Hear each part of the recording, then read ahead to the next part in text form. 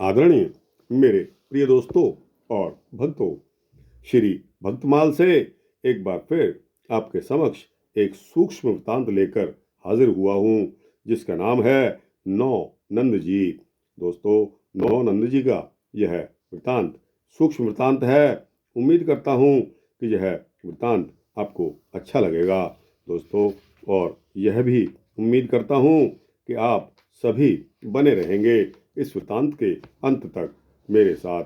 तो दोस्तों, बिना समय गवाए आइए इस वृत्तांत को शुरू करते हैं। धरानंद, ध्रुवनंद, तृतीय उपनंद सुनागर, चतुर्थ तहाँ अभिनंद, नंद सुख सिंधु उजागर, सुठे सुनंद पशुपाल निर्मल निश्चय अभिनंदन, कर्मा धर्मानंद अनुज बल्लभ जगबंदन, आस पास बा बगर के जहां बिहरत पशु पुसु छंद, ब्रज बड़े गोप परजन्य के सुतनी के नवचंद। ब्रजमंडल के सबसे बड़े माननीय गोप परजन्य जी के अति सुंदर एवं सुशील 9 पुत्र थे। एक बार फिर सुनिए। ब्रजमंडल के सबसे बड़े माननीय गोप परजन्य, गोप का नाम परजन्य जी बताया है। परजन्य जी के अति सुंदर एवं सुशील 9 पुत्र हुए, वे ही 9 नंद हैं। यानी कि परजन्य जी के 9 पुत्र हुए, वे 9 के 9 ही नंद कहलाते हैं। इनके नाम हैं धरानंद जी, ध्रुवनंद जी, तीसरे आए हैं परम चतुर उपनंद जी, चौथे हैं अभिनंद जी, प्रसिद्ध यशस्वी तथा सुख के सागर नंद जी थे। पशुओं के पालक आनंदप्रद निर्मल और निश्चल बुद्धि वाले सुनंद जी थे। विश्व वंदनीय कर्मानंद जी और धर्मानंद जी तथा उनके छोटे भाई वल्लभ जी थे। जहाँ गायों के चरने का स्थान है, वहाँ उसी के आसपास स्वच्छंदता से ये गोप विचरते रहते थे। यहाँ श्री परजन्य जी तथा उनके नंद आदि 9 पुत्रों के बारे में संक्षेप विवरण आपके समक्ष रख रहा हूँ। दोस्तों, अब क्योंकि सवाल आया है नंद जी के बारे में, और नंद कितने थे? 9। ये कहाँ से आए, क्या इनके बारे में है, थोड़ा थोड़ा विवरण आपके समक्ष रख रहा हूँ। उम्मीद करता हूँ कि यह वृत्तांत आपको अवश्य ही पसंद आएगा। यदुवंश में सर्वगुण संपन्न एक देवमीड़ नाम के राजा हुए। वे श्री मथुरा में निवास करते थे। उनके 2 पत्नियां थी। पहली क्षत्रिय वर्ण की और दूसरी वैश्य वर्ण की पत्नी थी। उन दोनों रानियों के क्रम से यथा योग्य 2 पुत्र हुए। एक का नाम शूरसेन और दूसरे का नाम था परजन्य। माता पिता दोनों क्षत्रिय वर्ण होने से श्री शूरसेन जी क्षत्रिय रहे, परंतु परजन्य जी का जन्म वैश्य वर्ण की माता से हुआ था। मातृवद वर्ण संकर। इस न्याय से वैश्य जाति को प्राप्त होकर इन्होंने गोपालन वृत्ति विशेष को अपनाया। ये बड़े ही भागवत सेवी थे। साधु ब्राह्मणों में इनकी अपार श्रद्धा थी। ये अपने औदार्य गुण से परम प्रशंसनीय रहते थे। ये यश में प्रहलाद, प्रतिज्ञा में ध्रुव, महिमा में पृथु, शत्रुओं के प्रति भीष्म, मित्रों के प्रति शंकर, गौरव में ब्रह्मा और तेज में श्री हरि के समान थे। पर्जन्य, जिनको मेघ भी कहा जाता है, पर्जन्य मेघ की तरह प्राणी मात्र के लिए मंगलकारी होकर इन्होंने अपने पर्जन्य नाम को चरितार्थ कर दिया। इसके समान ही इनकी परम भागवती पत्नी भी सर्व शुभ लक्षणों से संपन्न होकर वरीयसी इस नाम को सार्थक किया था। ये समस्त गोपों के राजा थे। इनके परम भाग्यशाली उपनंद आदि 9 पुत्र थे। गर्ग संहिता में वर्णन आया है कि गोलोक धाम में भगवान श्री कृष्ण के निकुंज द्वार पर जो 9 गोप हाथ में बैंत लिए पहरा देते थे, वे ही श्याम अंग वाले 9 गोप भगवत लीला में सहयोग देने के लिए ब्रज में 9 नंदों के रूप में अवतरित हुए थे। ये लोग बाल कृष्ण को अपने घर ले जाते और वहां बिठाकर उनकी रूप माधुरी का आस्वादन करते। वे उन्हें खेलने के लिए गेंद देते, उनका लालन पालन करते और उनकी लीलाओं का गान करते थे। इसी प्रकार गोलोक धाम निकुंज में जो करोड़ों गौएं थी, उनके पालन में रत रहने वाले गोप उपनंद कहलाते हैं। भगवान की लीला में सहयोग देने के लिए वे भी वहीं अवतरित हुए। 9 नंदों में श्री नंदराय जी की विशेष महिमा है। अब आता है श्री नंद जी के बारे में। दोस्तों, इसके बारे में भी सूक्ष्म बताऊंगा। श्रुतिम परे स्मृतिम परे भारतम परे भजन्तु भवतीताः अहमेहं नंदम वंदे वत्स्यालिंदे परम ब्रह्म। वैसे तो नंद बाबा नित्य गोलोक धाम में सदा ही विराजमान रहते हैं। भगवान श्री कृष्ण के नित्य सिद्ध पिता हैं। जब श्याम सुंदर को पृथ्वी पर आना होता है, तब गोप गोपियां गायें और पूरा ब्रजमंडल नंद बाबा के साथ पहले ही पृथ्वी पर प्रकट हो जाता है। किंतु जब भी इस प्रकार के भगवान के नित्यजन पृथ्वी पर पधारते हैं, कोई न कोई जीव जो सृष्टि में उनका अंश रूप होता है, उनसे एक हो जाता है। इसलिए ऐसा भी वर्णन आता है कि पूर्व कल्प में वसुश्रेष्ठ द्रोण और उनकी पत्नी धरा देवी ने भगवान को प्रसन्न करने के लिए बहुत कठिन तपस्या की। जब ब्रह्मा जी उन्हें वरदान देकर तपस्या से निवृत्त करने के लिए उनके समीप आए, तब उन्होंने सृष्टिकर्ता से वरदान मांगा। जब विश्वेश्वर श्री हरि धरा पर प्रकट हों, तब हमारा उनमें पुत्र भाव हो। ब्रह्मा जी के उसी वरदान के प्रभाव से द्रोण ब्रज में नंद हुए और धरा देवी यशोदा हुई।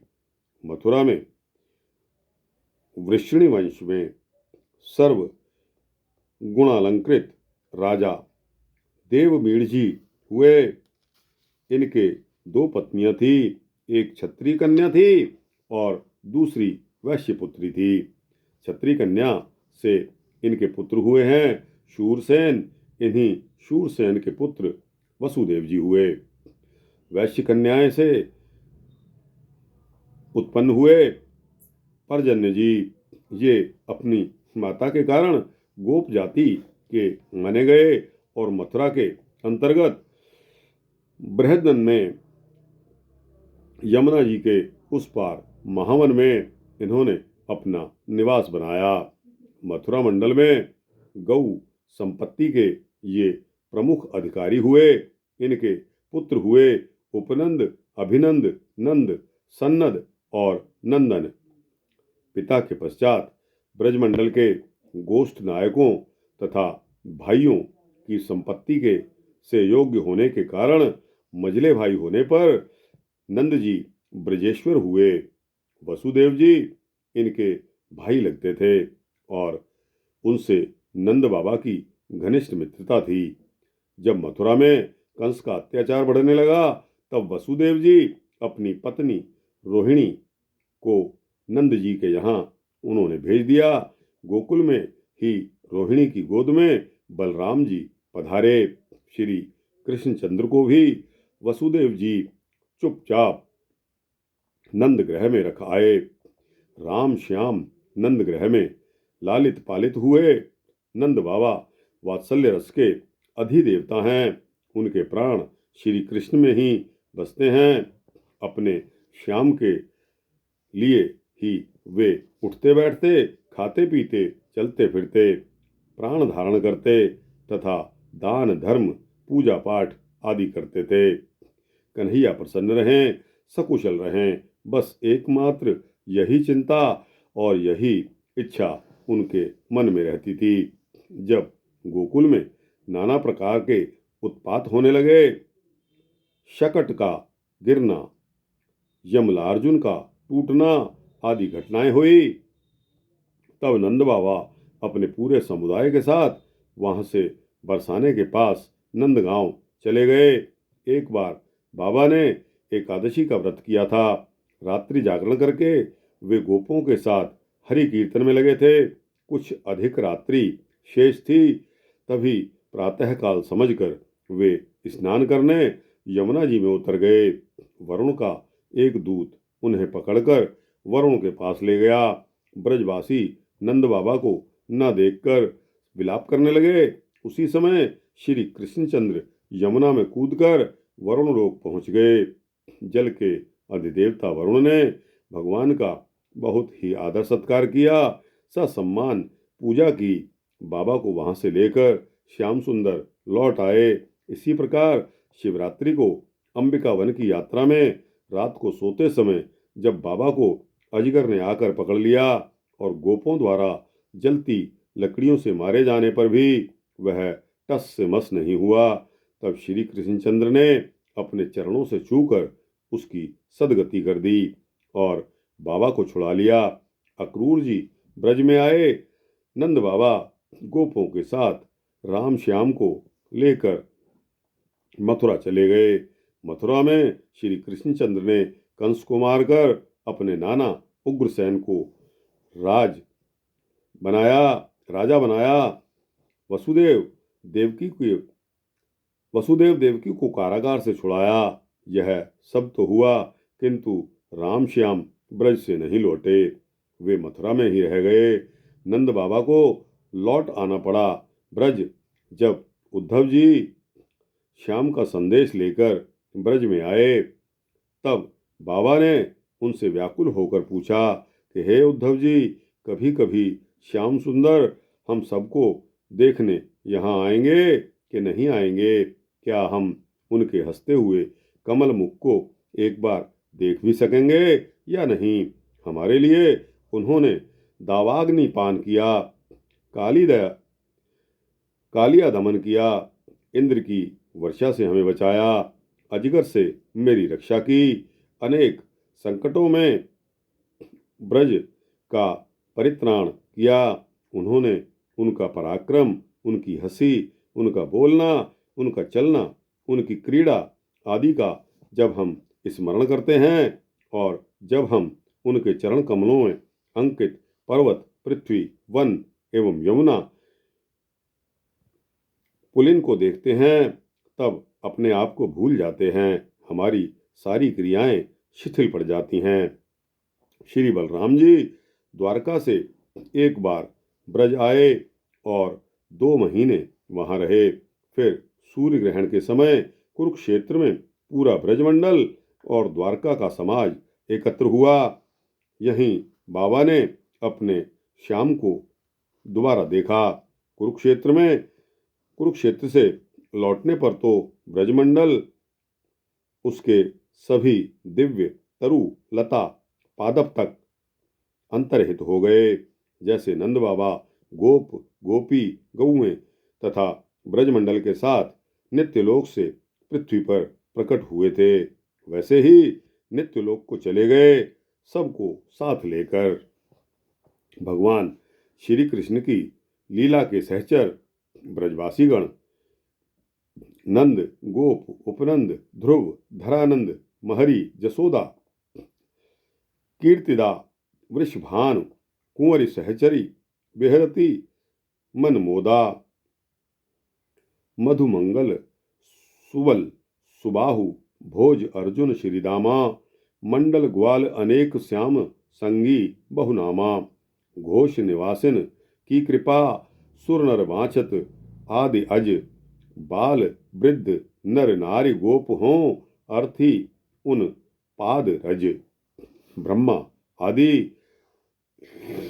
सभी देवता और ऋषि मुनि जिन ब्रजमंडल के निवासियों की कृपा को चाहते हैं उन बालक वृद्ध स्त्री पुरुष सभी गोपी ग्वालों की चरण रज को मैं अपने सिर पर चढ़ाना चाहता हूँ। नंदगोप, उपनंद, ध्रुवनंद, धरानंद, नंद जी की पत्नी यशोदा जी, कीर्ति देने वाली वृषभानु की पत्नी कीर्ति जी, बरसाने के राजा वृषभानु जी, वृषभानु कुमारी श्री राधिका जी, प्रसन्न चिता सखियां, मधुमंगल, सुबल, सुबाहु, भोज, अर्जुन, श्रीदामा और संपूर्ण ग्वाल मंडली जिनके अनेक नाम हैं, जो श्याम सुंदर श्री कृष्ण के साथी हैं, मैं इन सभी के पद की धूल का चाहने वाला हूँ, यानी कि पद की धूल का चाहने वाला हूँ। तो दोस्तों, उपर्युक्त छप्पय में वर्णित श्याम सुंदर श्री कृष्ण के लीला सहचर ब्रजवासी जनों से कुछ का वर्णन संक्षेप में भी दिया गया है, जो कि मैं आपको नंदपत्नी माता यशोदा के बारे में और आगे फिर सुनाऊंगा। दोस्तों, अगले आने वाले वृतांत में माता यशोदा जी के बारे में आपको अवश्य सुनाऊंगा। यह वृतांत यहाँ रोकने की इजाज़त दीजिए। आपको कैसा लगा? अच्छा लगा हो तो इसको लाइक और शेयर करते हुए अपने दोस्तों, भक्तों, मित्रों, जिज्ञासुओं तक पहुँचाइए।